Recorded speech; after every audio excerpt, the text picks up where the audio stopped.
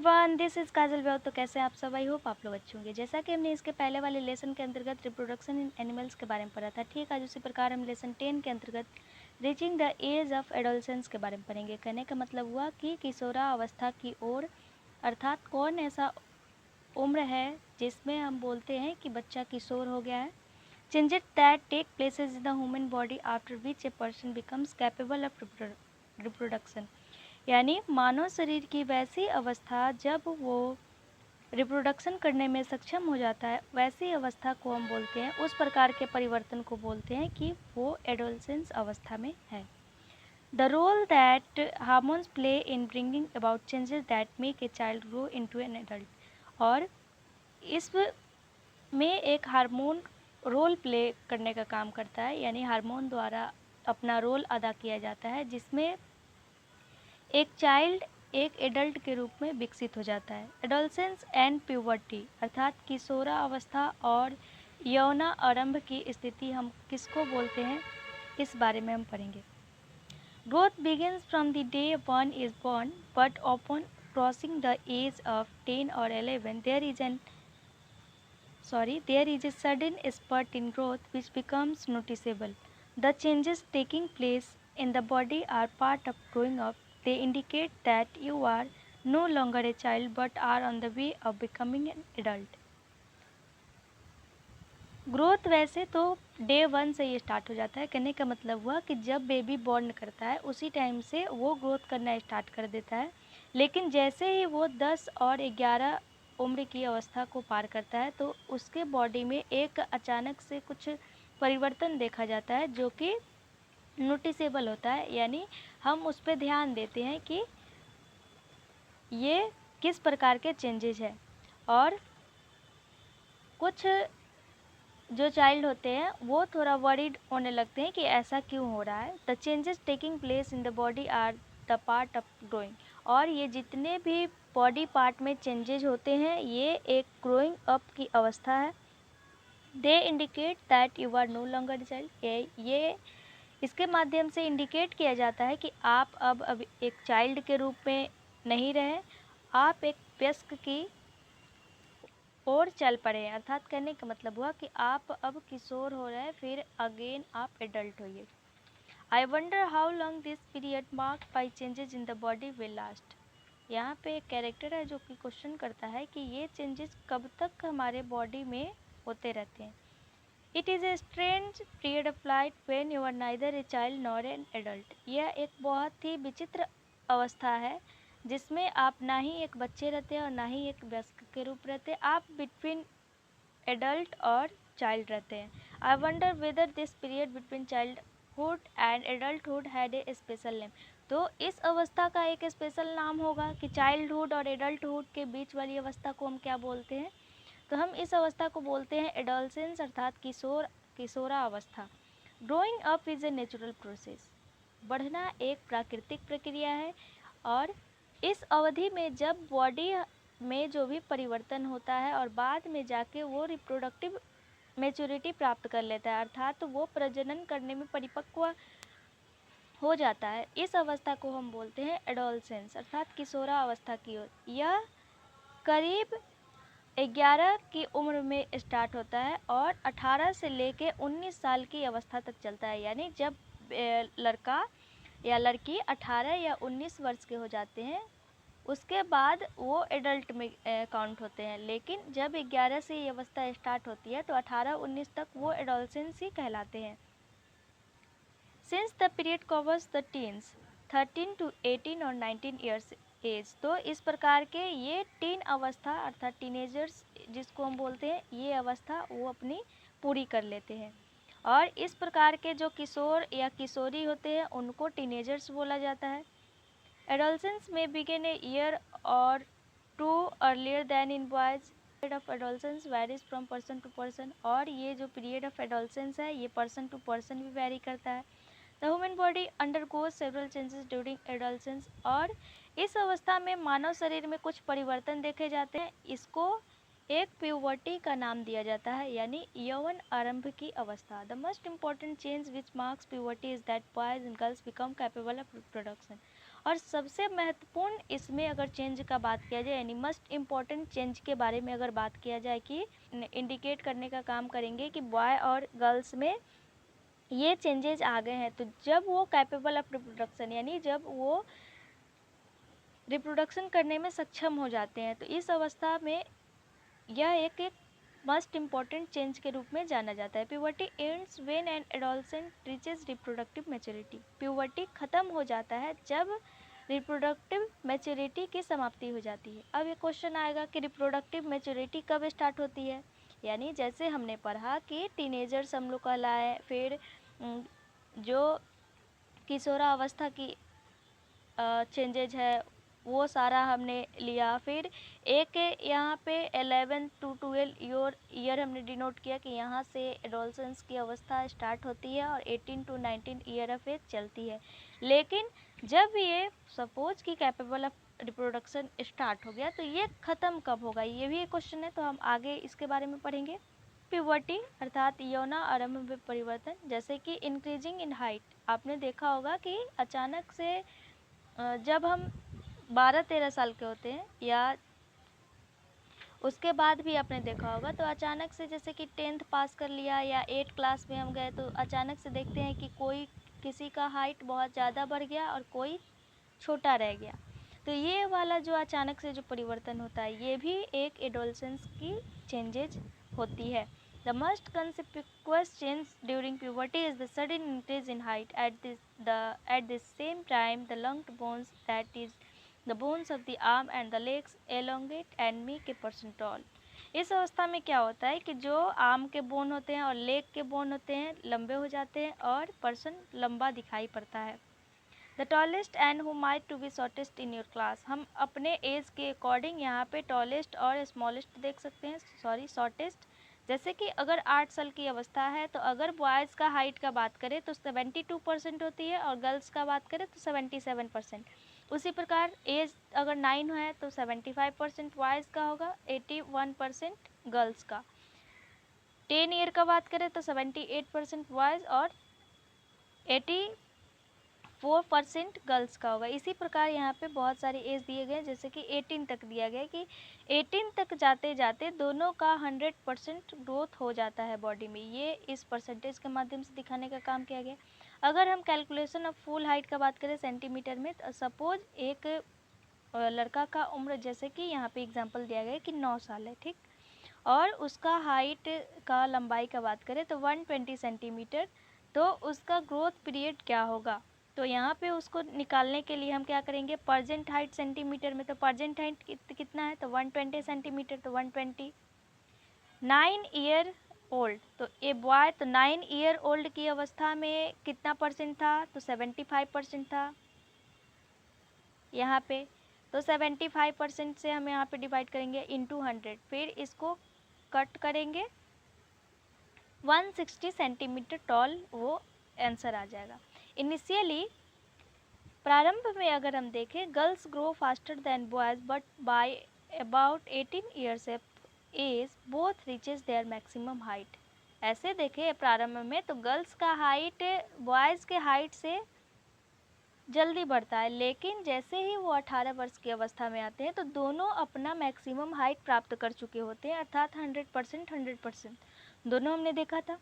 The rate of growth in height varies in different individuals, और ये जो rate of growth है वो अलग अलग इंडिविजुअल में अलग अलग वेरी करता है, यानी अलग अलग जीव का अलग अलग हाइट होता है। सम में growth suddenly at puberty and then slow down. कुछ में क्या होता है कि अचानक से वो अपने प्यूबर्टी एज में ग्रो करते हैं और फिर वो धीमी गति से बढ़ना स्टार्ट कर देते हैं। और कुछ में क्या होता है, अदर्स में ग्रो ग्रेजुअली, वो लगातार वृद्धि करते रहते हैं। चेंजेस इन बॉडी शेप में परिवर्तन, this is because they have entered the age of puberty when soldiers generally broaden as a result of growth।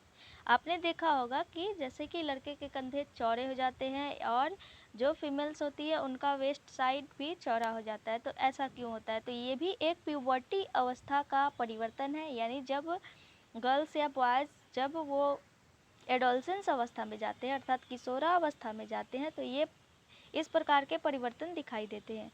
In girls the region below the waist become wider, जैसे कि हमने पढ़ा कि यहाँ पे girls में क्या होता है, वेस्ट वाइडर हो जाता है। In boys the muscles of the body grow more prominently than in the girls. अगर हम मसल्स का बात करें ग्रो का, तो बॉडी मसल्स भी गर्ल्स के तुलना में बॉयज़ का ज़्यादा हो जाता है। इस प्रकार changes occurring in adolescent boys and girls are different. तो इस प्रकार के परिवर्तन से हम क्या देखते हैं कि बॉय और गर्ल्स में दो डिफरेंट प्रकार के परिवर्तन हुए। यानी अगर कंधा चौड़ा होने का बात करें, यानी शोल्डर ब्रॉडन होने का बात करें, तो बॉयज़ में होता है, लेकिन गर्ल्स का बात करें तो उनका वेस्ट वाइडर हो जाता है। वॉइस चेंज यानी उनके आवाज़ में भी परिवर्तन। आपने ऐसे देखा होगा कि जो बॉयज़ का आवाज़ होता है वो थोड़ा होर्स टाइप में होता है, अर्थात कर्कश होता है, और उनको लगता है कि बहुत ज़्यादा हाई पिच में वो बोल रहे हैं। लेकिन वही गर्ल्स का आवाज़ तो हम क्या देखते हैं, स्वीट मानते हैं, यानी मधुर होता है उनका आवाज़। At puberty the voice box और the larynx begins to grow. जब प्यूबर्टी का अवस्था होता है उस टाइम वॉइस बॉक्स और लिरिक्स में भी वृद्धि होती रहती है। Voice develop larger voice boxes, और वॉइस द्वारा जो उनका लिरिक्स है जिसको हम वॉइस बॉक्स बोलते हैं, उनमें भी विकसित होने की प्रक्रिया होती है। The growing voice box is boy can be seen as the protruding part of the throat. हम इसको protruding part of the throat देख सकते हैं, यानी गला का निकला हुआ हिस्सा आपने देखा होगा, जिसको हम एडम्स एप्पल बोलते हैं, या हम बोलते हैं कि कंठ है यहाँ पे तुम्हारा दिख रहा है, ये वाला called Adam's apple. In girls, the larynx is hardly visible from the outside because of its small size. लेकिन गर्ल्स में ये चीज़ नहीं दिखाई देता है क्योंकि ये साइज इसका छोटा होता है। Generally girls have a high pitch voice, लेकिन सामान्य रूप से अगर देखें तो गर्ल्स का हाई पिच वॉइस होता है, जिसके कारण उनका आवाज़ पतला होता है। Whereas boys have a deep voice, लेकिन बॉयज़ का जो वॉइस होता है वो डीप वॉइस के अंतर्गत आता है। In adolescent boys, sometimes the muscle of the growing voice box go out of control and the voice becomes hoarse. कभी कभी ऐसा क्या होता है कि आपने देखा होगा कि कोई चिल्लाते चिल्लाते वो आउट ऑफ कंट्रोल हो जाता है, जिसके कारण उनका वॉइस कर्कश जैसा निकलने लगता है।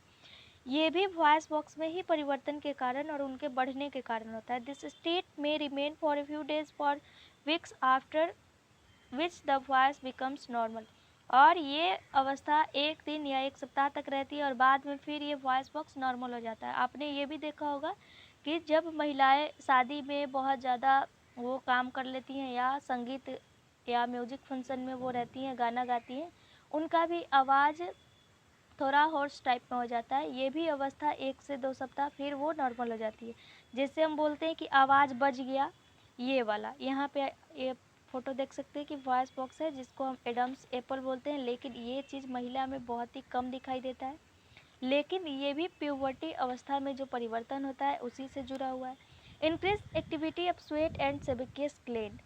स्वेट यानी पसीना और सेबेकियस ग्लैंड यानी वसामय ग्रंथि, जो भी हमारे बॉडी के अंदर, जैसे कि हम ऑयली खाते हैं, तो ऑयली अगर हम खाते हैं तो वो हमारे जितने भी पोर्स हैं उसको बंद कर देता है, जिसके कारण जब कहीं भी उसको निकलने का, जैसे कि पसीना जब ज़्यादा नहीं आता है तो जब उसको ऑयल पोर्स के माध्यम से जब उसके स्किन का जो परत होता है वो ढक जाता है, तो अब वो निकलेगा कैसे, तो बहुत सारे पिंपल के रूप में वो दिखाई देते हैं। तो वो चीज़ आपने देखा होगा कि ऐसे बोला जाता है कि जब हम प्यूबर्टी अवस्था में होते हैं तो ये निकलना नॉर्मल बात है। During puberty the secretion of sweat glands and sebaceous gland oil glands increase. और ये जो स्वेट का सिक्रेशन है या सेबेकियस ग्लैंड का सिक्रेशन है ये बढ़ते जाता है, और बहुत सारे मुंह फेस पे पिंपल आ जाते हैं। Many young people get acne, बहुत सारे पीपल पे एक्ने भी दिखाई देते हैं। Because of the increase activity of this glands in the skin, क्योंकि स्किन में इस ग्लैंड की एक्टिविटी बढ़ जाती है, इस कारण ये अवस्था हमको शो होता है। A few glands such as sweat glands, oil glands and salivary glands release their secretions through ducts. और कुछ ग्लैंड जैसे कि स्वेट ग्लैंड्स है, यानी पसीना वाला ग्रंथि, श्वेत ग्रंथि जिसको ही बोलते हैं, ऑयल ग्लैंड्स या सैलिवरी ग्लैंड्स स्किन के थ्रू रिलीज होते हैं। Endocrine glands release hormones directly into the blood stream, और एंडोक्राइन ग्लैंड भी डायरेक्ट हार्मोन रिलीज करते हैं जो कि ब्लड में प्रवाह होते रहता है। So they are also term ductless gland, तो इसीलिए हम इनको नलिका विहीन ग्रंथि भी बोलते हैं। डेवलपमेंट ऑफ सेक्स ऑर्गेन, यानी कहने का मतलब कि सेक्स ऑर्गेन के रूप में भी विकास, यानी प्यूबर्टी एज में इसमें भी ग्रोथ देखा जाता है। At puberty, male sex organ like the testes and penis develop completely. Puberty अवस्था में मेल सेक्स ऑर्गन टेस्टिस और पेनिस, जिसके बारे में हमने पिछले क्लास में पढ़ा था, वो भी completely डेवलप हो जाता है। The testis also begin to produce sperm, और sperm प्रोड्यूस होना भी स्टार्ट हो जाता है। In girls, the ovaries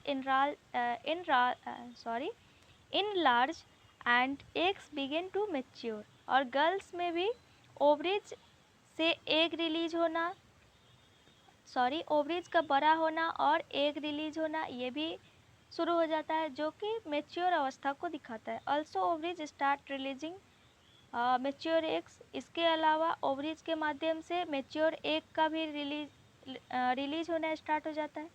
reaching mental intellectual and emotional maturity and secondary sexual characters, यानी जो मेंटल एबिलिटी है या इंटेलेक्चुअल कैपेबिलिटी है या इमोशनल मैच्योरिटी है, यानी बहुत ही इमोशनल होकर किसी भी चीज़ को समझना, वो जितनी भी अवस्था है या जो सेकेंडरी सेक्सुअल कैरेक्टर्स है उनमें भी विकास देखा जाता है।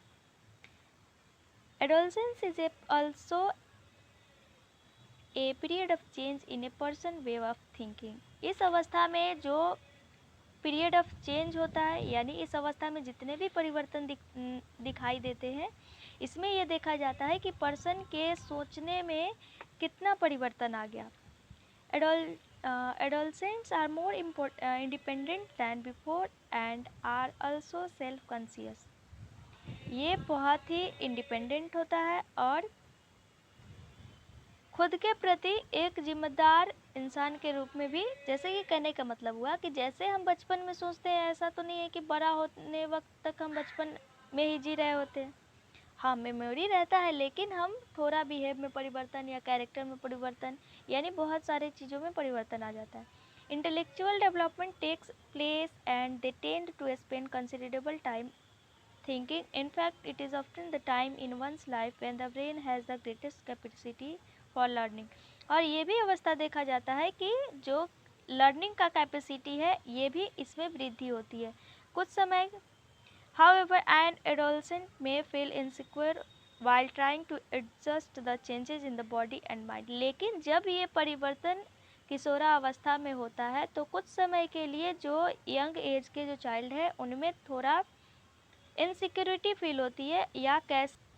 But as adolescent learners you should know that there is no reason to feel insecure, लेकिन हमें ये किशोरावस्था की ओर जाने वाले युवकों या यंग जो चाइल्ड है उनको ये सिखाना होगा कि इसमें कोई भी इनसिक्योरिटी फील करने का कोई कारण नहीं है, ये चेंजेस होते हैं। यानी कहने का मतलब हुआ कि अबाउट सेक्स एजुकेशन, यानी जैसे कि कितने पीपल को, जैसे कि गर्ल में अगर मेंसुरेशन साइकिल चल रहा है लेकिन बहुतों को नहीं पता होता है, और कभी कभी ऐसा भी जब जैसे कि 11, 12 या 13 एज की अवस्था में गर्ल्स आती हैं, अगर उनको अचानक से ये परिवर्तन दिखाई देता है तो वो खुद ही घबरा जाती है या इनसिक्योर फील करती हैं कि हम कैसे बताएं। लेकिन ऐसा फील नहीं करना चाहिए, ये कोई भी इनसिक्योरिटी वाला रीज़न नहीं है। सेकेंडरी सेक्सुअल कैरेक्टर का अगर बात करें, you have learn in chapter 9, हमने लेसन 9 के अंतर्गत जैसे पढ़ा था, that testis and ovaries are the reproductive organ, जैसे कि रिप्रोडक्टिव पार्ट के अंतर्गत टेस्टिस और ओवरीज जो कि महिला और पुरुष दोनों के अंग थे, जैसे कि कहने का मतलब कि टेस्टिस मेल पार्ट थे और ओवरीज फीमेल पार्ट थे। दे प्रोड्यूस द गैमेट्स, दोनों के द्वारा गैमेट्स प्रोड्यूस किए गए, बाद में वो गैमेट्स मिलके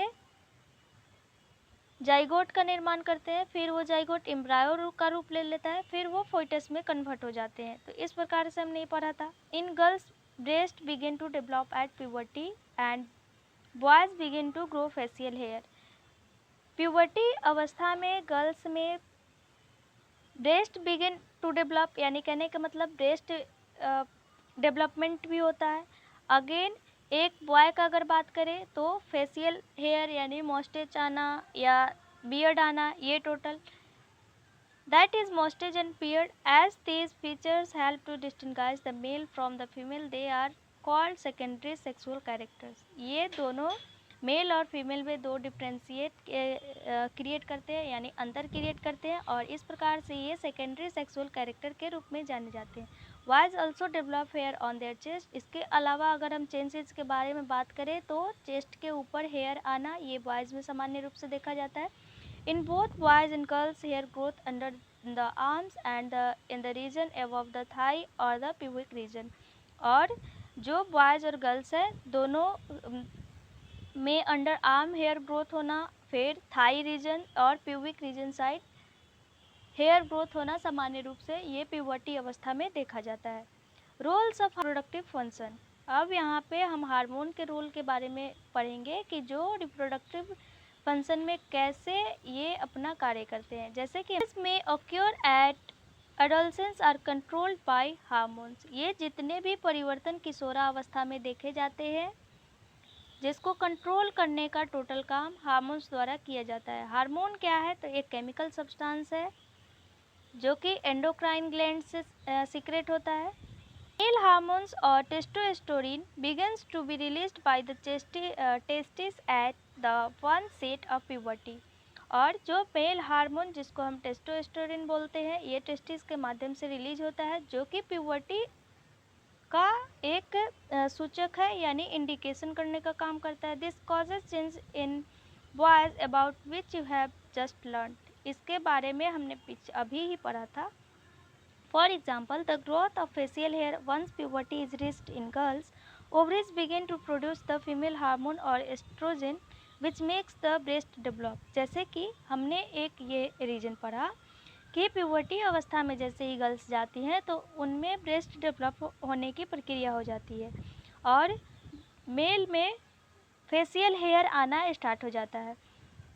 जब वो प्यूबर्टी अवस्था में गर्ल्स पहुंचती हैं तो उनके ओवरीज से फीमेल हार्मोन जिसको हम एस्ट्रोजन बोलते हैं वो भी रिलीज होना स्टार्ट हो जाता है जो कि ब्रेस्ट डेवलप करने का काम करता है।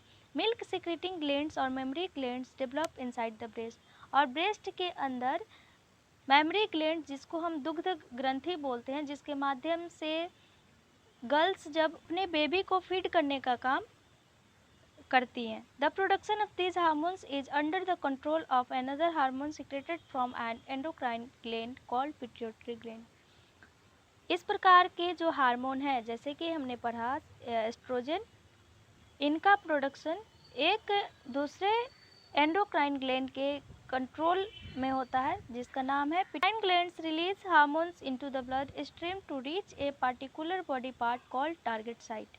यहाँ पे एक पॉइंट है टारगेट साइट, यानी एंडोक्राइन जो ग्लैंड है जो अंतःस्रावी ग्रंथि है उसके माध्यम से जो भी हार्मोन रिलीज होते हैं जो ब्लड स्ट्रीम में प्रवाहित होते हैं, तो ब्लड स्ट्रीम में यानी अगर वो रक्त में प्रवाहित हो रहे हैं तो रक्त में प्रवाहित होकर वो अलग अलग बॉडी पार्ट्स में जाएंगे, तो एक पर्टिकुलर बॉडी के पार्ट के पास वो पहुंचते हैं ताकि वो अपना टारगेट कंप्लीट कर सके जिसको हम बोलते हैं टारगेट साइट। यानी अगर कहने का मतलब हुआ कि अगर पिट्यूटरी ग्लैंड के कंट्रोल में हम एस्ट्रोजन के बारे में पढ़ रहे हैं तो अगर हमको एस्ट्रोजन का मतलब रिलीज करना वो पढ़ना है, एस्ट्रोजन का हमको वो अगर डेवलपमेंट का प्रक्रिया देखना है जो कि मेमरी ग्लैंड में अपना रोल अदा करता है, तो वो ब्लड स्ट्रीम के माध्यम से टारगेट साइट तक पहुंचना होगा, तो इसको हम बोलते हैं target site. The target site response to the hormone. There are many endocrine glands और ductless gland in the body. अगर हम बात करें एंडोक्राइन ग्लैंड जिसको हम डक्टलेस ग्लैंड भी बोलते हैं, ये हमारे बॉडी में बहुत प्रकार से पाए जाते हैं। The testis and ovaries secrete sex hormone. Testis और ओवरीज के माध्यम से सेक्स हार्मोन रिलीज किए जाते हैं। You have just learn that this hormones are responsible for the male and female secondary sexual characters. अभी हमने पढ़ा था कि ये मेल और फीमेल सेकेंडरी सेक्सुअल कैरेक्टर के रूप में जाने जाते हैं या रिस्पॉन्सिबल होते हैं। यानी कहने का मतलब हुआ कि मेल और फीमेल गैमेट मिल के ही एम्ब्रायो का निर्माण करेंगे, फिर वो जाके बाद में वो फोइटस में कन्वर्ट होगा। Further the sex hormones characters the sex hormones are under the control of hormones from the pituitary gland. The pituitary secretes many hormones. जो पिट्यूटरी ग्लैंड होता है उसके माध्यम से बहुत सारे हार्मोन सिक्रेट किए जाते हैं, जिसमें से एक ओवा मैच्योर जो कि ओवरी में पाया जाता है, और स्पर्म जो कि टेस्टिस से रिलीज होता है। Hormones from pituitary stimulate testis and ovaries to release testosterone in male and estrogen in female. जैसे कि हमने इसके पहले ही पढ़ा था कि जो फीमेल में एस्ट्रोजन रिलीज होता है और मेल में टेस्टोस्टेरोन रिलीज होता है, वो किसके कंट्रोल में होता है? तो एक एंडोक्राइन ग्लैंड जिसको हम डक्टलेस ग्लैंड बोलते हैं अर्थात नलिका विहीन ग्रंथि बोलते हैं, वो पिट्यूटरी ग्लैंड के अंतर्गत स्टिमुलेट होने का काम करता है। फिर ये ब्लड स्ट्रीम में जाके अलग अलग बॉडी पार्ट्स में वो पहुंचता है जिसको हम बोलते हैं टारगेट साइट, और ये एक बाद में जाके परिवर्तन के रूप में प्यूबर्टी के रूप में ये चेंज लेता है। अर्थात कहने का मतलब कि यौन आरंभ में वो अपना भूमिका निभाता है। Paheli and Pujo have now understood that puberty marks the beginning of the reproductive period when one becomes capable of reproduction, but they want to know if reproductive life once began continues or it ends sometime। यानी जैसे कि हमने इसके पहले ही पढ़ा था कि 11 और 12 का जब एज आता है, चाहे वो बॉयज हो या गर्ल्स हो, तो उनमें एडोलसेंस की अवस्था स्टार्ट हो जाती है और 18 to 19 आते आते वो पूरे तरीके से कैपेबल ऑफ रिप्रोडक्शन के लिए रिस्पॉन्सिबल हो जाते हैं, यानी वो मैच्योर हो जाते हैं। तो क्या यह अवस्था शुरू होती है तो ये शुरू ही रहती है, क्या ये कभी ख़त्म नहीं होती, ये वाला क्वेश्चन। तो जैसे हमने बोला कि 14 to 45 फीमेल में देखा जाता है। तो reproductive phase of life in humans, जब ये बात करें कि हम रिप्रोडक्टिव जो फेज होता है लाइफ में ह्यूमन के, चाहे वो गर्ल्स हो या बॉयज़ हो, वो कितने दिन तक रहता है? Adolescents become capable of reproduction when their testes and ovaries begin to produce gametes. The capacity of maturation and production of gametes lasts for a much longer time in males than in females। यानी इसके बारे में तो थोड़ा पहले ही पढ़ा था, क्योंकि किशोरावस्था कैपेबल ऑफ रिप्रोडक्शन होगा जिसमें मेल और फीमेल गैमेट मिलेंगे जो कि बाद में जाके एम्ब्रायो बनाएंगे। तो यह अवस्था जो मैच्योरेशन और प्रोडक्शन की जो कैपेसिटी है जिसमें गैमेट विकसित होता है, तो ये जो अवस्था है फीमेल्स के तुलना में मेल में ये ज़्यादा कैपेसिटी पाया जाता है। In females the reproductive phase of life begins at puberty. जैसे कि हमने पढ़ा reproductive phase of life puberty का 10 to 12 ईयर्स में स्टार्ट हुआ और जनरली ये कहाँ तक जाएगा? तो 45 to 50 ईयर्स, कहीं कहीं 40 to 45 भी दिया रहता है। The ova begins to mature with the onset of puberty. जो ओवा है यानी जो एग रिलीज होते हैं वो बाद में मेच्योर होता है, जो कि वन सेट ऑफ प्यूबर्टी का विकसित होना हम ऐसा बोल सकते हैं। One ovum matures and in released by one of the ovaries once in about 28 to 30 days. और ओवरी के माध्यम से एक मेच्योर एग का रिलीज होना प्रत्येक 28 से लेकर 30 दिन के बाद एक बार ये प्रक्रिया होती है। During this period the wall of the uterus becomes thick so as to receive the egg. और इस अवस्था में जो यूटेरस का वाल है वो थिक हो जाता है in case it is fertilised and begin to develop. यानी इस अवस्था में ये परिपक्व और हम क्या बोल सकते हैं इसको फर्टिलाइज्ड और विकसित होने की अवस्था में होता है। This result in pregnancy. यानी कहने का मतलब कि जब एक मेच्योर एग रिलीज होगा। जब उसको एक मेच्योर एग की प्राप्ति हो जाती है, यानी फीमेल मेल गैमेट से कांटेक्ट में आएगी या मेल गैमेट फीमेल से कांटेक्ट में आएगा, और जब इस अवस्था में उसको एक एग मिल जाता है तो ये एक प्रेगनेंसी के रिजल्ट के रूप में क्रिएट होता है।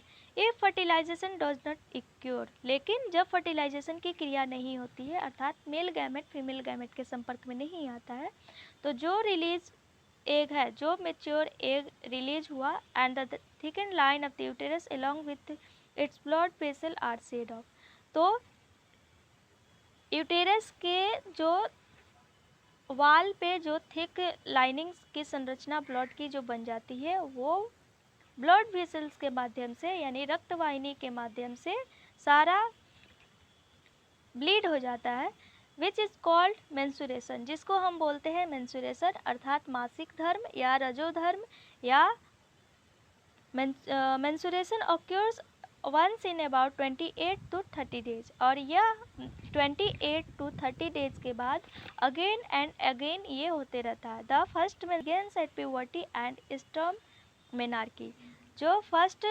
मेंस्ट्रुअल फ्लो जो प्यूबर्टी बोलते हैं मेनार्की, और जब ये अवस्था 45 से लेके 50 की एज में पहुंचता है और ये मेंस्ट्रुअल साइकिल जब स्टॉप हो जाता है, तो इस अवस्था को हम बोलते हैं मेंस्ट्रुअल साइकिल में भी इरेगुलर। प्रारंभ में जो मासिक धर्म की जो प्रक्रिया है, जो ये इरेगुलर हो सकती है यानी अनियमित हो सकती है। It takes some time to became regular, यह कुछ समय लेता है ताकि ये रेगुलर हो सके। पहली says that the reproductive life of a woman lasts from menarche to menopause, is she right? तो पहली यहाँ पे बोलती है कि जो रिप्रोडक्टिव लाइफ है वोमेन का मेनार्की से स्टार्ट होके मेनोपॉज तक जाता है, तो क्या वो सही है? तो हाँ, बिल्कुल सही है।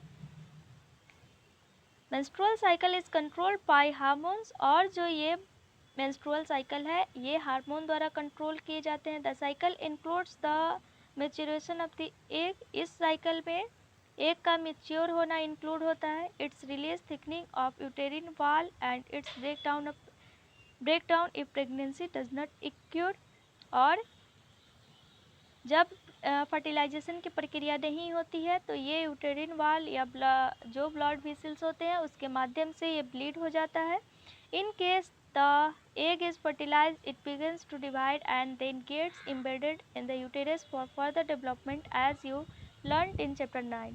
और जब सपोज फर्टिलाइजेशन की प्रक्रिया हो गई, यानी फर्टिलाइज्ड एग जो रहा वो फीमेल और मेल गैमेट का जैसे कि कांटेक्ट हो गया, तो वो बाद में जो एम्ब्रायो क्रिएट हुआ वो यूटेरस के वॉल से एम्बेड हो जाता है यानी कनेक्ट हो जाता है, और उसमें फर्दर डेवलपमेंट होते रहता है, यानी आगे वो विकसित होने की प्रक्रिया, जिसमें हमने इसके पहले ही लेसन में पढ़ा था कि जिसमें ईयर्स है, आईज है, लेग्स है, आर्म्स है, सारे बॉडी पार्ट्स बनने का काम वहाँ पे होते रहता है, और ये प्रक्रिया 9th मंथ तक चलते रहती है और बाद में मदर द्वारा बेबी को रिप्रोड्यूस कर दिया जाता है।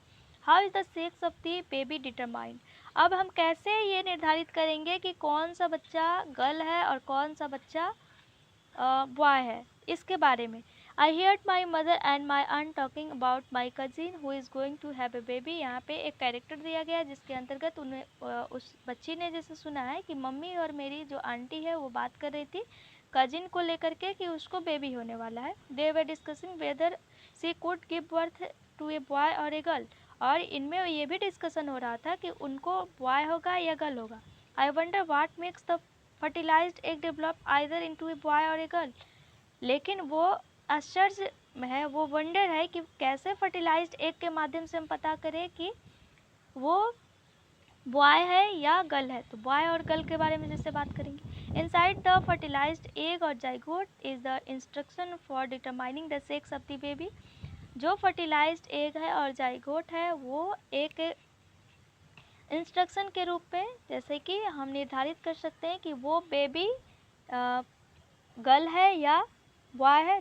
This instruction is present in the thread like structure called chromosome in the fertilised egg, और यह इंस्ट्रक्शन एक थ्रेड लाइक स्ट्रक्चर जिसको हम बोलते हैं क्रोमोजोम, जिसका हिंदी में बोलते हैं गुणसूत्र, जो कि फर्टिलाइज्ड एग में उपस्थित रहता है, उसके माध्यम से हम पता कर सकते हैं। Recall from chapter 8 that chromosome are present inside the nucleus of every cell. जैसे कि हमने पढ़ा था पहले ही क्लास में कि जो सेल के अंदर न्यूक्लियस पाए जाते हैं, और न्यूक्लियस के अंदर जब हम उसको डिवाइड करने की प्रक्रिया करते हैं तो उसमें क्रोमोजोम्स पाए जाते हैं। All human beings have 23 pairs of chromosome in the nucleus of the cell, और प्रत्येक ह्यूमन बींग के पास 23 पेयर्स होता है, यानी 23 जोड़ा क्रोमोजोम पाया जाता है। 2 chromosomes out of this are the sex chromosomes, और इनमें से जो 2 क्रोमोजोम की संरचना है वो सेक्स क्रोमोजोम के रूप में जानी जाती है, जिसका नाम है एक्स और Y.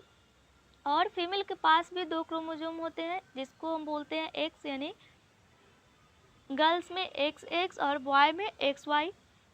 A female has 2 chromosome while a male has 1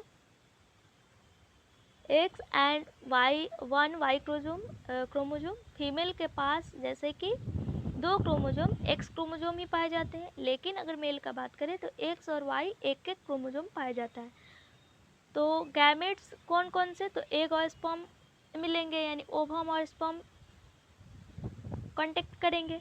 Have only one set of chromosomes. The unfertilized egg always has one X chromosome. जो अनफर्टिलाइज्ड एग है उसके पास हमेशा ही X क्रोमोजोम रहता है। But sperms are of 2 kinds, लेकिन sperm के पास 2 प्रकार के क्रोमोजोम की उपस्थिति होती है, जिसमें से एक X क्रोमोजोम है और दूसरा एक Y क्रोमोजोम है। जैसा कि हम इस चित्र के माध्यम से समझने का प्रयास करेंगे। When a sperm containing X chromosome fertilize the egg, जब X क्रोमोजोम एक से संपर्क करता है, the zygote would have 2 chromosomes and develop into a female child. तो सपोज जैसे कि यहाँ पे हम समझाने का एक प्रयास करते हैं कि यहाँ पे एक रहा sperm,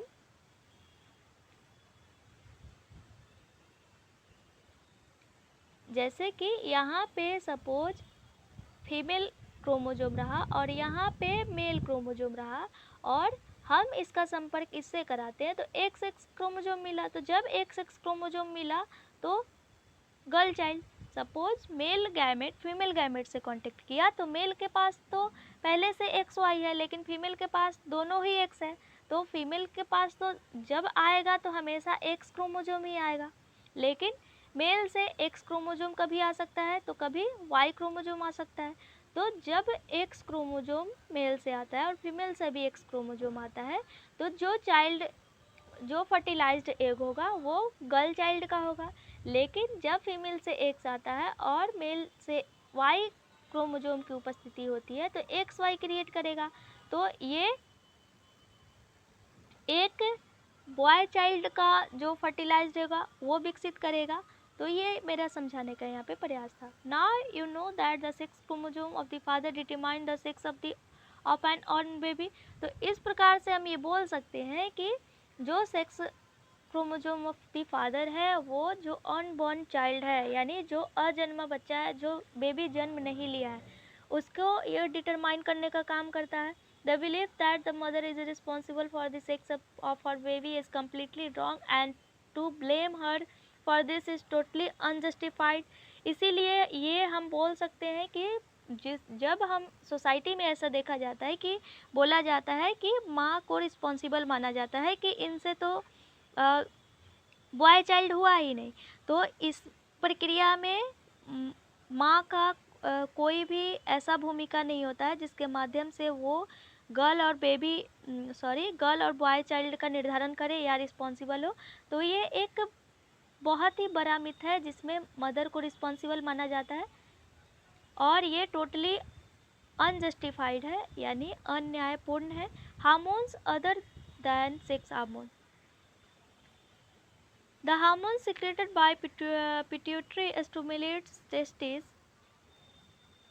and ovaries to produce their hormones. You have already learned that the pituitary gland is an endocrine gland. It is attached to the brain. हमने पहले ही पढ़ा था कि पिट्यूटरी ग्लैंड क्या है, एक डक्टलेस ग्लैंड है जिसको हम एंडोक्राइन ग्लैंड भी बोलते हैं। जो ब्रेन से अटैच होता है। Apart from the pituitary, the testis and the ovaries, there are other endocrine glands in the body such as thyroid, pancreas and adrenals. अगर हम पिट्यूटरी के अलावा बात करें कि एंडोक्राइन ग्लैंड के अंतर्गत कौन कौन आते हैं, तो टेस्टिस, ओवरीज और भी बहुत प्रकार के एंडोक्राइन ग्लैंड जैसे कि थायराइड, पेनक्रियाज और जो एड्रिनल ग्रंथि होता है जिसको हम अधिवृक्क बोलते हैं, जो कि किडनी के ऊपर पाया जाता है, वो सारे एंडोक्राइन ग्लैंड के अंतर्गत आते हैं। जैसे कि आप यहाँ पे चित्र के माध्यम से देख सकते हैं कि एड्रिनल ग्लैंड है, यहाँ पे किडनी है दो, और उसके ऊपर ये तो संरचना है, ये एड्रिनल ग्लैंड है, यहाँ पे थायराइड ग्लैंड है, यहाँ पे पिट्यूटरी है, यहाँ पे पैनक्रियाज है, और यहाँ पे position of the ovary in female, और ओवरी का पोजीशन फीमेल में, और यहाँ पे testis. Boojho and Paheli had once visited their aunt was a doctor. यहाँ पे पहेली और पूजो जो कि आंटी उनकी डॉक्टर है, वहाँ पे विजिट करते हैं। और remember that a boy named Kaka and a very big bulging throat, और एक बॉय जिसको नाम उनका याद है, उस जिनका नाम रहता है काका, और उनका जो थ्रोट है बहुत ही बल्ज किया हुआ है, निकला हुआ रहता है, लेकिन वो तो जानते हैं कि इनको क्या प्रॉब्लम है। काका वॉज सफरिंग फ्रॉम ग्वाइटर। तो जो काका है यानी जो लड़का है, यानी जब वो डॉक्टर आंटी के पास जाते हैं तो वहाँ पे एक लड़के को देखते हैं जिसके बारे में उनको याद है, जिनका नाम है काका, और उनका जो गला है थोड़ा निकला हुआ है, थोड़ा बल्ज किया हुआ है, और उनको पता चलता है कि इनको एक ग्वाइटर नामक डिजीज है, अर्थात घेघा नामक रोग है। A disease of the thyroid gland, जो थायराइड ग्लैंड में हुआ एक रोग है। काका's thyroid gland was not producing the hormone thyroxine, और ये डिजीज इसलिए हुआ क्योंकि जो काका का जो थायराइड ग्लैंड है वो थायरोक्सिन हार्मोन रिलीज करने का काम नहीं करता है। Diabetes because pancreas was not producing the hormone insulin in sufficient quantities. ये भी हम सुनते हैं कि बहुत सारे पुरुष में डायबिटीज होता है। तो डायबिटीज क्यों? क्योंकि पैनक्रियाज के माध्यम, जिसको हम बोलते हैं अग्नाशय हिंदी में, उसके माध्यम से इंसुलिन हार्मोन प्रोड्यूस जितना सफिशिएंट मात्रा में उस व्यक्ति को चाहिए उतना रिलीज नहीं होता है, जिसके कारण डायबिटीज उस व्यक्ति में दिखाई देता है। Adrenal gland secret hormone which maintain the correct salt balance in the blood, और जो अधिवृक्क ग्रंथि है उसके माध्यम से हार्मोन सीक्रेट करने का काम किया जाता है, जो कि ब्लड में जो साल्ट की बैलेंस करने की मात्रा है, कितनी मात्रा होनी चाहिए, इसको कंट्रोल करने का काम करता है।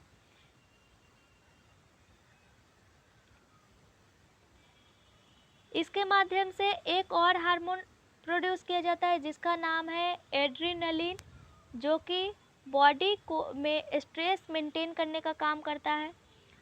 जब कोई व्यक्ति बहुत ही ज़्यादा गुस्सा रहता है, एम्बैरेस फील करता है या चिंतित फील करता है, तो उसके स्ट्रेस को कैसे कंट्रोल किया जाए, इस प्रक्रिया में जो कि एड्रिनल ग्लैंड के माध्यम से प्रोड्यूस होता है, उसके थ्रू कंट्रोल करने का काम किया जाता है।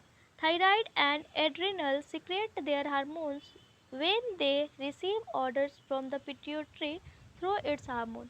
अब यहाँ पे एक क्या है, जैसे कि ब्रेन में हमने पढ़ा कि पिट्यूटरी ग्लैंड रहा, तो इसके माध्यम से पहले जैसे कि अगर नर्वस सिस्टम का बात करें तो यहाँ पे जैसे मैसेज जाएगा, तो वहाँ पे मैसेज गया पिट्यूटरी के पास, उससे कुछ रिसीव ऑर्डर किया, वो ऑर्डर दिया, देन जो हार्मोन रिलीज करने का काम हुआ थायराइड और एड्रिनल के पास गया, तो वहाँ से हुआ।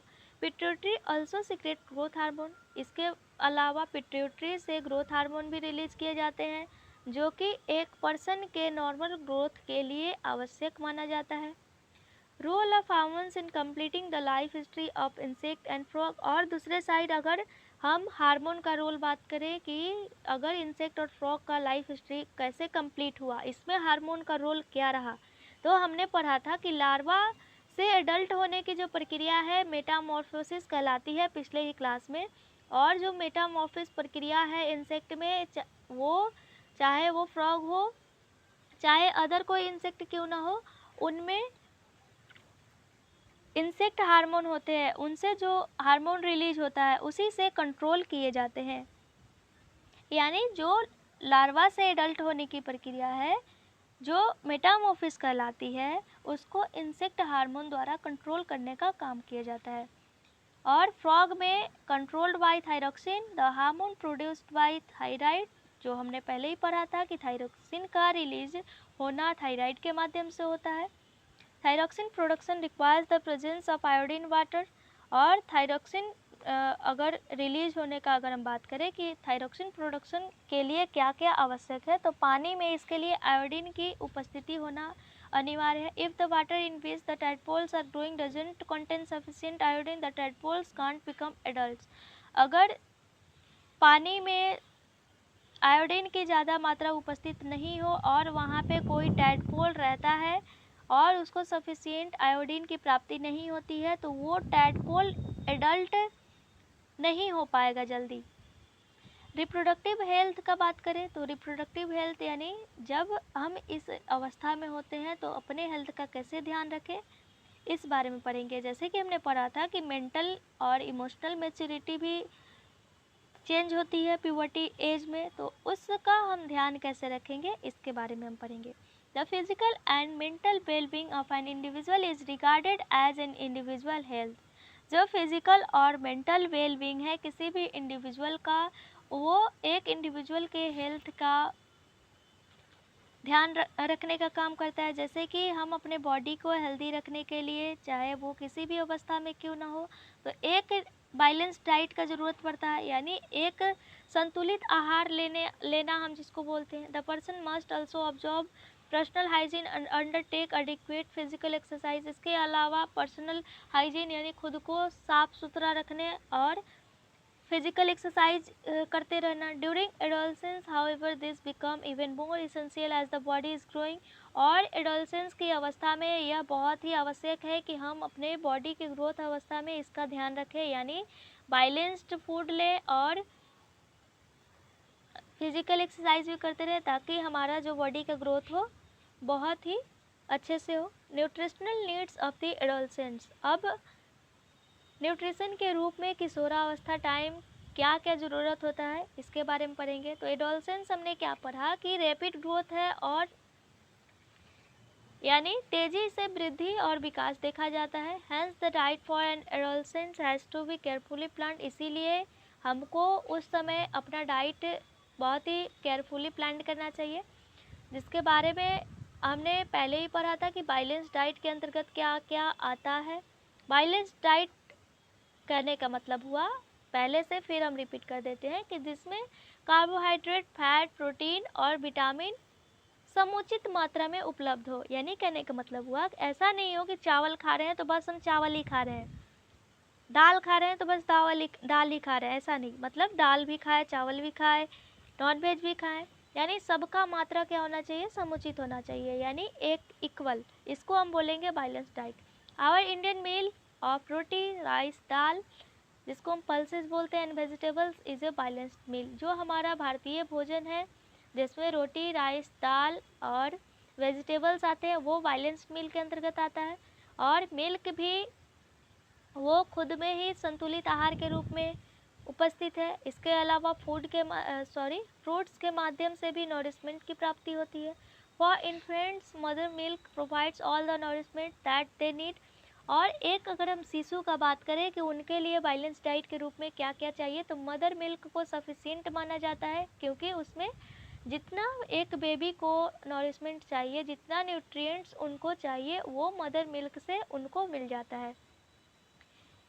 Iron builds blood and iron rich food such as leafy vegetable. Iron अब कैसे ज़्यादा हमको मिलेगा, या आयरन की जो भूमिका है ब्लड में वो कैसे वृद्धि होगी, तो हमको उसके लिए आयरन रिच फूड खाना चाहिए, जिसमें लीफी वेजिटेबल यानी पत्तेदार वाला जो सब्जी आता है वो, जैगरी यानी गुड़ जिसको हम बोलते हैं, मीट यानी जो मांस, सिट्रस यानी खट्टे फल, इंडियन गूसबेरी जिसको हम आंवला बोलते हैं, वो एडोलसेंस अवस्था में अच्छा माना जाता है। जैसे कि आप चित्र के माध्यम से यहाँ पे देख सकते हैं कि मीट, वेजिटेबल्स, मिल्क, एग और फ्रूट्स, यहाँ पे कुछ ग्रेन्स है और यहाँ पे दाल भी दिया गया है। पर्सनल हाइजीन के अंतर्गत यानी खुद को स्वच्छ रखने में और खुद का ध्यान, तो फिजिकल एक्सरसाइज जिसमें वॉकिंग और प्लेइंग फ्रेश एयर में लेना, जिसके माध्यम से बॉडी फिट और हेल्दी रहता है। All young boys and girls should take walks, exercise and play outdoor games. जितने भी यंग बॉयज़ और गर्ल्स हैं उनको वॉक करना चाहिए, एक्सरसाइज करना चाहिए और आउटडोर गेम खेलना चाहिए। मिथ, टाबूज, डूज और डोंट्स। अब यहाँ पे कुछ मिथ दिए गए हैं पहले के टाइम के, जिसमें क्या सही है और क्या सही नहीं है इसके बारे में हम पढ़ेंगे। जैसे कि हमने कुछ पढ़ा, related to human reproduction, there are many wrong notions which you should not be able to discard as informed adolescent। जैसे कि हम इस लेसन के बारे में पढ़ रहे हैं, अब इस लेसन से हमने जान लिया कि कैसे हमारे बॉडी में चेंजेज होती है। अब कोई मिथ बताता है या कोई बाबा वगैरह का जैसे हम सुनते हैं, या कोई सोसाइटी में कुछ ऐसे फ्लॉन्ट एसेट किए जाते हैं जिसके माध्यम से वो लगता है कि नहीं ये गलत है, तो हम उसको डिस्कार्ड कर सकते हैं। यानी अब हम समझ सकते हैं कि नहीं ये कारण इसका सही ये नहीं बता रहे हैं। जैसे कि अगर एग्जाम्पल के रूप में बात करें, there are myth and taboos regarding bodily changes. जैसे कि बॉडी में चेंज होता है एडोलसेंस एक्सपीरियंस के अवस्था में, तो वहाँ पे कुछ मिथ दिए जाते हैं जिसका कोई तथ्य नहीं है, यानी कोई फैक्ट नहीं है, बस बोल दिए जाता है। A girl becomes pregnant if she look at boys during menstruation. यानी अगर कोई गर्ल मेंस्ट्रुएशन की अवस्था में है, यानी मासिक धर्म की अवस्था में है, और अगर वो किसी लड़के को देखती है तो वो प्रेग्नेंट हो जाती है। ये एक बड़ा मिथ है जो कि सही नहीं है, ऐसा नहीं होता है। The mother is responsible for the sex of her child. दूसरा मिथ क्या कि मदर किसी भी चाइल्ड के सेक्स के लिए रिस्पॉन्सिबल मानी जाती है, जिसके बारे में हमने ऊपर ही पढ़ा था कि रिस्पॉन्सिबल कौन होता है, तो मेल गैमेट होता है, क्योंकि उनके पास 2 क्रोमोसोम यानी एक्स और वाई 2 क्रोमोसोम पाए जाते हैं। मदर में ऐसा नहीं होता है, मदर के पास 2 ही जो कि सेम क्रोमोसोम यानी एक्स और एक्स क्रोमोसोम पाया जाता है। A girl should not be allowed to work in the kitchen during menstruation. और एक गर्ल को किचन में काम नहीं करना चाहिए मेंस्ट्रुएशन की अवस्था में, जो कि अलाउ नहीं किया जाता है सोसाइटी में। ऐसा नॉर्मल बहुत सारे घरों में भी देखा जाता है, जो कि एक बहुत ही बड़ा मिथ है जो नहीं होना चाहिए। You may come across many other myth and taboos, discard them. इसके अलावा बहुत सारे ऐसे मिथ सुनेंगे जिसको आपको डिस्कार्ड करना चाहिए। से नो टू ड्रग्स। और एक है फिजिकल हाइजीन के अंतर्गत कि हम ड्रग्स को ना बोलें। यानी एडोलसेंस एक ऐसी अवस्था है जिसमें बॉडी और माइंड बहुत ही वो विकसित करने लगता है। तो ऐसा तो अब जब वो फील, जैसे कि हमने पढ़ा कि वो कभी कभी इनसिक्योर फील करते हैं या कंफ्यूज्ड या वरीड या एम्बैरेस्ड फील करते हैं, जो कि ऐसा फील नहीं करना चाहिए, क्योंकि ये एडोलसेंस अवस्था की एक जो प्रक्रिया है इसमें चेंजेस होना ये प्रभावी है। If anybody suggest that you will get relief if you take some drugs. अगर कोई व्यक्ति है आपको सजेस्ट करता है कि आप इसके रिलीफ के लिए कुछ ड्रग्स ले लें, तो just say know unless prescribe by the doctor. तो आप उस समय डायरेक्ट ना बोलें जब तक कि कोई डॉक्टर भी बोले तो ड्रग्स नहीं लेना चाहिए। Drugs are addictive. ड्रग्स बहुत ही एडिक्टिव होता है। If you take them once, आप अगर एक बार ले लेते हैं तो आप उसके आदी बन जाते हैं, जैसे कि शराब के साथ होता है। अगर आप एक बार पी लेंगे फिर आपको दोबारा मन करेगा, फिर दोबारा मन करेगा, आप पीते पीते आप एक ड्रिंकर की श्रेणी में आ जाएंगे। तो आप यहाँ पे इस अवस्था में अगर कोई आपको, चाहे कोई भी हो, चाहे बड़ा हो छोटा हो, चाहे आपसे कितना भी बड़ा व्यक्ति ही क्यों ना हो, चाहे डॉक्टर ही क्यों ना हो, अगर वो बोलता है कि आप इससे सिक्योर होने के लिए आप ड्रग्स ले लीजिए, वाइन ले लीजिए, तो आप डायरेक्ट बोलिए कि ना मुझे नहीं लेना, मतलब no, just say no. They harm the body in the long run. ये बॉडी को हार्म करने का काम करते हैं बहुत समय तक। They ruin health and happiness. ये स्वास्थ्य और हैप्पीनेस को बर्बाद कर देते हैं। यानी जब आदमी ड्रग्स लेगा, वो नशे में डूबा रहेगा, तो वो खुद को खुशी कैसे महसूस करेगा, मेरा सीधा कहने का मतलब है। तो आप क्या बोलिए, जस्ट से नो, यानी मुझे नहीं चाहिए, मुझे ये यूज़ नहीं करना। You must have heard about AIDS which is caused by a dangerous virus HIV। जैसे कि हमने एक और सुना था कि एड्स जो बीमारी होती है जो कि एक डेंजरस वायरस के कारण होती है, जिसका नाम है HIV, human immunodeficiency virus. This virus can pass on to a normal person for an infected person by sharing the syringe used for injecting drugs. Suppose किसी व्यक्ति ने ड्रग्स लिया है और उसको ड्रग्स हुआ है, और जब हम जाते हैं और डॉक्टर द्वारा वही सिरिंज से आपको भी सिरिंज लगाने का काम कर दिया जाता है, तो ऐसा ये पूरा कंप्लीटली प्रभावी है कि वो जो डिजीज एड्स नामक उस डेंजरस वायरस HIV के कारण हुआ है वो आपके शरीर में इंटर कर दे, यानी बाय शेयरिंग द सिरिंज ये आपको डिफेक्ट कर सकता है, इसीलिए आप इसके मामले में भी सचेत रहें. It can also be transmitted to an infant from the infected mother through her milk. इसके अलावा इन्फेंट में भी ये बीमारी आ सकता है. सपोज कोई मदर है, उसको पहले से एड्स बीमारी हुआ है और वो क्या करती है, अपने बेबी को ब्रेस्ट फीड करने का काम करती है, यानी दूध पिलाने का काम करती है. तो ये प्रभावी है कि जो मदर में बीमारी है यानी एड्स बीमारी है वो बेबी में चला जाए, तो आप भी इसका ध्यान रखिए. The virus can also be transmitted through sexual contact with a person infected with HIV. अगर कोई पर्सन इन्फेक्टेड है एड्स के माध्यम से और कोई किसी अन्य व्यक्ति के साथ जब वो कांटेक्ट करता है तो उसमें भी ये बीमारी ट्रांसमिट होना, बाइसेक्सुअल कांटेक्ट होना, ये भी प्रभावी है.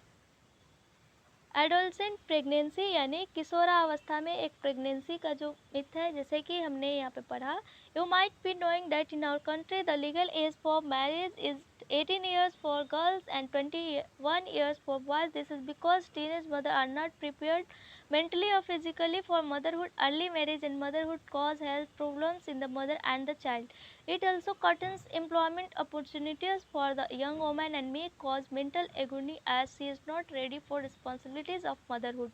जैसे कि हम जानते हैं कि हमारे कंट्री में अगर लीगल एज ऑफ मैरिज बोले यानी शादी करने का एक निर्धारित उम्र, तो गर्ल्स के लिए 18 और बॉयज़ के लिए 21. ऐसा इसलिए क्योंकि टीनेज जो मदर होती है वो मेंटली और फिज़िकली माँ बनने के लिए प्रिपेयर नहीं होती है, और जब इनका शादी बहुत ही अर्ली एज में हो जाता है तो बहुत सारे बीमारी के कारण और मदरहुड का रिस्पॉन्सिबिलिटी नहीं लेने के कारण उनका डेथ भी हो जाता है, और या वो पहले से ही बहुत ही प्रॉब्लम में चली जाती है और या बहुत ही बीमारियों से ग्रसित हो जाती है. और इस प्रकार से मदर में तो वो बीमारी आता ही है, लेकिन वो चाइल्ड भी उतना मैच्योर नहीं होता है और वो भी बीमारी से ग्रसित होता है. इट ऑल्सो करार की स्थिति में नहीं है और उनका जब बेबी हो जाता है तो वो बहुत ज़्यादा सोचने लग जाती है कि हम कैसे जो मदरहुड का रिस्पॉन्सिबिलिटी है उसको पूरा करेंगे. समरी के बारे में दिया गया है जिसमें हमने कुछ पॉइंट पढ़ा. Adam's apple gland, estrogen hormones, insulin, larynx, pituitary gland, puberty, reproductive health, secondary sexual character, sex chromosome, target site, testosterone, thyroxine, voice box, estrogen. और यहाँ पे जैसे कि कुछ पॉइंट जैसे कि जिसके बारे में हमने ऊपर ही पढ़ लिया था, वैसे women becomes capable of reproduction after puberty से 10. Children between the ages of 11 to 19 are called adolescence, यानी 11 से लेकर 12 तक की अवस्था में एडोलसेंस की अवस्था हम बोलते हैं, जिसमें कैपेबल ऑफ रिप्रोडक्शन जो कि प्यूबर्टी सेट करने का काम करता है, और जो प्यूबर्टी का वन सेट है जो रिप्रोडक्टिव ऑर्गन के ग्रोथ के रूप में भी ये क्रिएट करता है, जैसे कि hair grow, various part of the body, under arm हुआ, या जैसे कि गर्ल में ब्रेस्ट का डेवलप होना, और मेल में मस्टच और बियर्ड आना जो कि फेशियल हेयर के रूप में हम बोलते हैं, और जो वॉइस होता है बॉयज़ का वो होर्स हो जाता है, और जो वॉइस बॉक्स है वो पहले के तुलना में एनलार्ज हो जाता है यानी बड़ा हो जाता है एडोलसेंस की अवस्था में. और चिल्ड्रन में हाइट भी गेन होता है, और ये जितने भी परिवर्तन है ये हार्मोन द्वारा कंट्रोल किए जाते हैं, जैसे कि सीक्रेट करता है एंडोक्राइन ग्लैंड जो कि ब्लड स्ट्रीम में डायरेक्टली प्रवाहित होता है, जिसके कारण हम इसको डकलेस ग्लैंड भी बोलते हैं यानी नलिका विहीन ग्रंथि. और ये जब ब्लड स्ट्रीम के माध्यम से वेरियस पार्ट्स ऑफ बॉडी में पहुंचता है तो उस स्थान को हम बोलते हैं टारगेट साइट. और यहाँ पे ग्रोथ हार्मोन और बहुत सारे ग्लैंड जैसे कि टेस्टिस बनना, ओवरीज बनना, थायराइड बनना, एड्रिनल बनना या हार्मोन का सीक्रेट होना जैसे कि पेनक्रियास से इंसुलिन का सीक्रेट होना, थायराइड से थायरॉक्सिन, एड्रिनलिन से एड्रिनलिन का सीक्रेट होना, ये टोटल काम होता है। टेस्टोस्टेरोन जो कि मेल हार्मोन है और फीमेल हार्मोन एस्ट्रोजन है। इसके अलावा जो यूटेरिन वाल है फीमेल्स में वो खुद को प्रिपेयर करता है जिसमें फर्टिलाइज्ड एग डेवलप होता है। In case there is no fertilisation, और जब वो फर्टिलाइजेशन की क्रिया नहीं होता है तब वो जो थिक लाइनिंग होता है यूटेरिन वाल के through by bleeding out of the body with blood वो निकल जाता है, जिसको हम बोलते हैं मेंस्ट्रुएशन।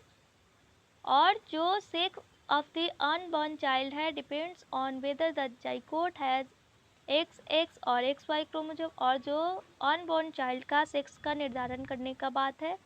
इस प्रक्रिया में जाइगोट XX और XY क्रोमोसोम पे निर्भर करता है। It is important to eat balance food and maintain personal hygiene during adolescence. किशोरावस्था में ये एक ध्यान रखना बहुत ही इम्पोर्टेंट है कि आप बैलेंस फूड खाएं, फिजिकल मेंटेन को अच्छे से रखें। तो कैसा लगा आपको लेसन? अगर आपको वीडियो पसंद आए तो लाइक, कमेंट, शेयर और सब्सक्राइब करना ना भूलें। और अगर आपको इससे जुड़ा हुआ PDF चाहिए तो डिस्क्रिप्शन में दिए हुए लिंक से जाकर आप यहाँ से PDF प्राप्त कर सकते हैं। और अगर कोई भी क्वेश्चन हो तो कमेंट सेक्शन के माध्यम से आप कमेंट करके क्वेश्चन कर सकते हैं। So thank you so much again, thanks for being here and all the best. मिलते हैं नेक्स्ट